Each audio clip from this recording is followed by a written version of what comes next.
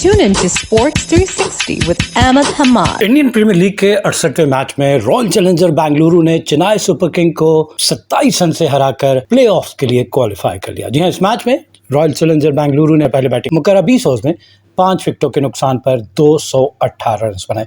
इनकी जानिब से नुमाया स्कोर देखा जाए तो फाफ डु प्लेसी जिन्होंने 54 रन बनाए, विराट कोहली ने 47, रजत पाटीदार ने 41 और कैमरून ग्रीन ने 38 रन बनाए और चेन्नई सुपर किंग की जानिब से ठाकुर ने 61 रन देकर 2 विकेटें हासिल की। जब जवाब में चेन्नई सुपर किंग्स की टीम मुकर्रर 20 ओवर्स में 7 विकेटों के नुकसान पर 191 रन बना सकी। इनकी जानिब से सचिन रविंद्रा ने 61 और रविंद्रा जडेजा ने 42 रन की नाकाबिले शिकस्त नहीं खेली। लेकिन बॉलिंग की बात की जाए रॉयल चैलेंजर बेंगलुरु की तो 42 रन देकर 4 खिलाड़ियों को आउट किया यश दयाल ने और आखिरी 2 गेंदों पे 10 रन सेव करके दिखाए। तो इस तरह इनकी टीम ने 27 रन से मैच जीतकर न सिर्फ प्लेऑफ के लिए क्वालिफाई किया और साथ साथ इन्होंने चेन्नई सुपर किंग को भी उनका सफ़र भी इख्तिताम पजीर कर दिया। और ये रॉयल चैलेंजर बेंगलुरु की 6ठी लगातार कामयाबी है इस लीग में। रॉयल चैलेंजर बेंगलुरु इस किस्म की सिचुएशन में बहुत दफ़ा आई, क्योंकि पिछली लीग में भी देखा जाए कि उन्हें आखिरी मैच में मस्ट विन था और वो नॉकआउट स्टेज पे अगर जीतते तभी क्वालिफाई करते। तो इस मरतबा भी उन्होंने वही किया, आखिरी मैच उनके लिए मस्ट विन था और उन्होंने चेन्नई सुपर किंग की टीम को शिकस्त दी। लेकिन लास्ट टाइम विराट कोहली ने सेंचुरी की और जवाब में शुभमन गिल की सेंचुरी की वजह से रॉयल चैलेंजर बेंगलुरु जो है वो मैच ना जीत सकी और नॉकआउट हो गई थी। लेकिन कल मुख्तलिफ सिचुएशन थी। पहले तो बैटिंग करते हुए इन्होंने 218 रन बनाए और इनको प्ले ऑफ के लिए क्वालिफाई करने के लिए 18 रन कम से कम 18 रन से शिकस्त देनी थी, लेकिन इन्होंने तो 27 रन से शिकस्त दे दी और क्वालिफाई भी कर लिया प्ले ऑफ के लिए। चेन्नई सुपर किंग के कैप्टन ऋतुराज गायकवाड़ ने टॉस जीतकर रॉयल चैलेंजर बेंगलुरु को पहले बैटिंग की दावत दी। तो उनका आगाज जबरदस्त। 10वें ओवर की चौथी बॉल पर पहली विकेट गिरती है और आउट होने वाले बैट्समैन विराट कोहली, जिन्होंने 29 गेंदों पे 3 चौकों और 4 छक्कों की मदद से 47 रन बनाए, 162 का स्ट्राइक रेट और इस सीज़न में वो सबसे ज़्यादा रन बनाने वाले बैट्समैन हैं। 708 रन बनाए उन्होंने। और जहाँ तक छक्कों की बात की जाए तो उसमें भी बड़े नुमाया छक्के उनके 37 छक्के उन्होंने इस लीग में अब तक लगा लिए। रॉयल चैलेंजर बेंगलुरु ने पहले 3 ओवर में आगाज़ ज़बरदस्त है। पहले 3 ओवर में 31 रन बनाए और कोई विकेट नहीं गिरी। लेकिन अगले 3 ओवर में हमने देखा कि चेन्नई सुपर किंग ने थोड़ा सा कम बैक किया, सिर्फ 12 रन दिए। तो पावर प्ले के इख्तिताम पर रॉयल चैलेंजर बेंगलुरु ने 42 रन बनाए और ये इनका इस लीग का कम तरीन, जी हाँ, जॉइंट लोएस्ट टोटल आप कह सकते हैं along side Chennai super king इस इंडियन प्रीमियर लीग में। इस मैच में पार्टनरशिप बहुत मैटर करती है। अगर हम रॉयल चैलेंजर बेंगलुरु की विकेट्स देखें और पार्टनरशिप देखें हर विकेट पे, तो पहली विकेट पे 58 गेंदों पे 78, दूसरी विकेट पे सिर्फ 20 गेंदों पे 35, तीसरी विकेट पे लाजवाब पार्टनरशिप 28 गेंदों पे 71 रन, जिसमें रजत पाटीदार ने 13 गेंदों पे 30 और कैमरून ग्रीन ने 15 गेंदों पे 36 रन बनाए। और उसके बाद चौथी विकेट पे 7 गेंदों पे 17 और पांचवी विकेट पे सिर्फ 6 गेंदों पे 17। तो इम्पैक्टफुल इनिंग आपको through out the inning royal challenger Bengaluru की नज़र आ रही है कि हर बैट्समैन ने जाके धुआंधार रफ्तार से तेज़ रफ्तारी के साथ रन बनाए। पहली विकेट 78 के स्कोर पे और दूसरी 113 के स्कोर पे। फाफ डु प्लेसी 13वें ओवर पे आउट होते 54 रन बनाने के बाद ने सेंचुरी मुकम्मल की, 39 गेंदों का सामना किया, 3 चौके और 3 छक्के इनकी इनिंग में शामिल, 138 का strike rate. Unluckily run out हो गए, मिचेल सैटनर ने इनको रन आउट किया। फिर तीसरी विकेट 184 के स्कोर पे। यही वो पार्टनरशिप है जो मैं आपको बता रहा हूँ कि तीसरी विकेट की पार्टनरशिप में सिर्फ 28 गेंदों पे 71 रन बने और अपनी टीम का टोटल लेकर गए 184 पे, जब इनकी तीसरी विकेट गिरती है 18वें ओवर की चौथी बॉल पे और रजत पाटीदार 41 रन बनाए सिर्फ 23 गेंदों पे, जिसमें 2 चौके और 4 छक्के शामिल थे और 178 का strike rate. Caught bye Daryl Mitchell of the bowling of Thakur. तो ये आउट हो गए तीसरे बैट्समैन। फिर चौथी विकेट 201 के स्कोर पे दिनेश कार्तिक आउट होते हैं, 14 ही रन बनाए, caught bye Dhoni of the bowling of Deshpande. और 5 विकेट 218 के स्कोर पे ग्लेन मैक्सवेल 5 गेंदों पे 16 रन बनाए, जिसमें 2 चौके और 1 छक्का शामिल, 320 का स्ट्राइक रेट। तो इस तरह इनके 5 खिलाड़ी जो हैं वो आउट हुए 218 के स्कोर पे और 218 ही इनकी टीम ने बनाए मुकर्रर 20 ओवर में 5 विकेटों के नुकसान पर।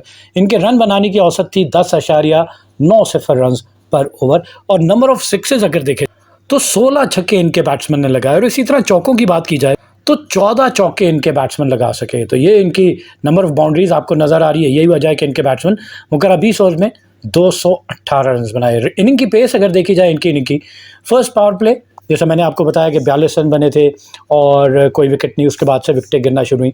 रॉयल चैलेंजर बेंगलुरु ने अपने पहले 50 रन 6.4 ओवर में मुकम्मल किए और इस 50 रन की पार्टनरशिप जो कि 40 गेंदों पर हुई, विराट कोहली ने 27 और फाफ डु प्लेसी ने 22 रन बनाए और फिर इन्होंने अपने 100 रन 11.2 ओवर में जाके मुकम्मल किए।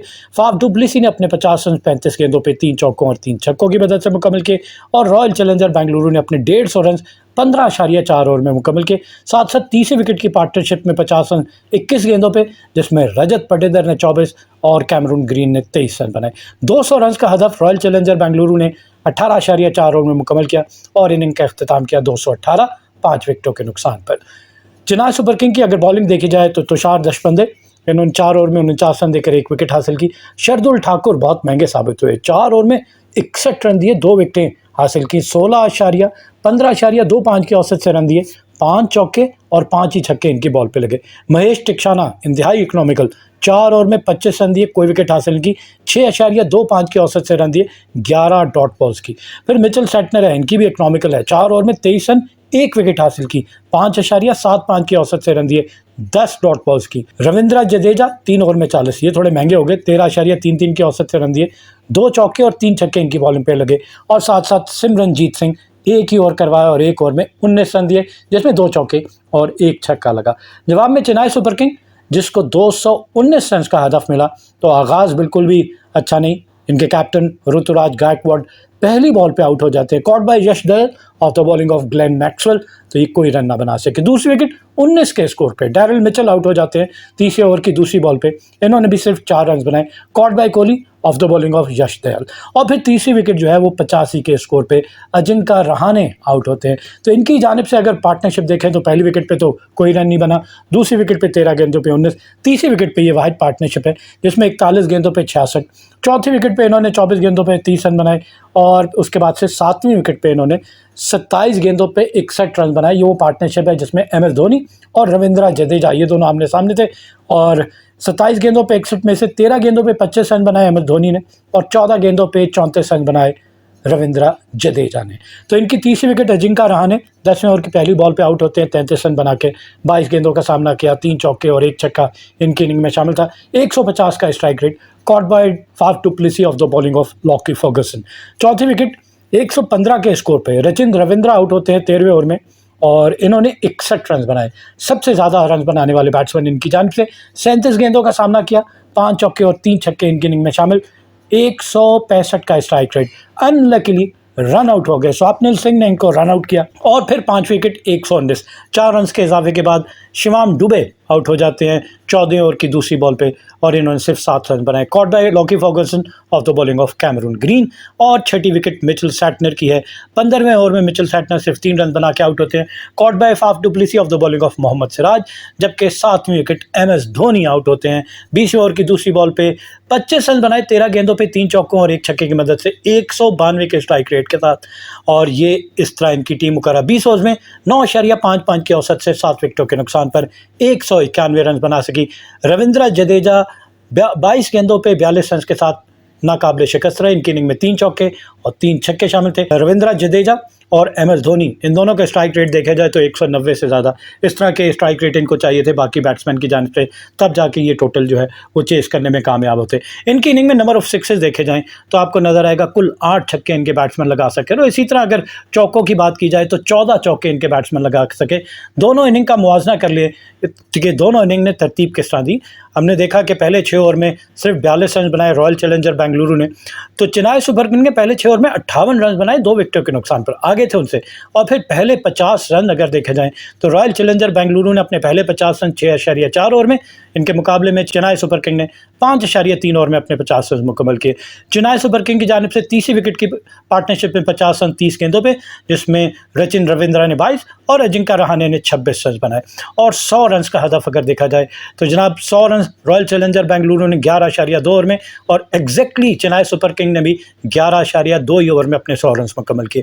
रचिन रविंद्र ने अपनी निफ्ट सेंचुरी 31 गेंदों पे 5 चौकों और 2 छक्कों की मदद से मुकम्मल की और 150 रन का हदफ अगर देखा जाए तो रॉयल चैलेंजर बेंगलुरु ने 15.4 ओवर में 150 रन मुकम्मल किए और चेन्नई सुपर किंग ने 16.5 ओवर में 150 रन मुकम्मल किए। चेन्नई सुपर किंग की जानिब से 7वीं विकेट की पार्टनरशिप में 50 रन 25 गेंदों पे, जिसमें रविंद्र जडेजा ने 34 और एम एस धोनी ने 19 रन बनाए और इस तरह इनकी टीम मुकर्रर 20 ओवर में 7 विकेटों के नुकसान पर 191 रन बना सकी। और अगर बॉलिंग देख ली जाए रॉयल चैलेंजर बेंगलुरु की तो ग्लेन मैक्सवेल 4 ओवर में 25 रन देकर 1 विकेट हासिल की।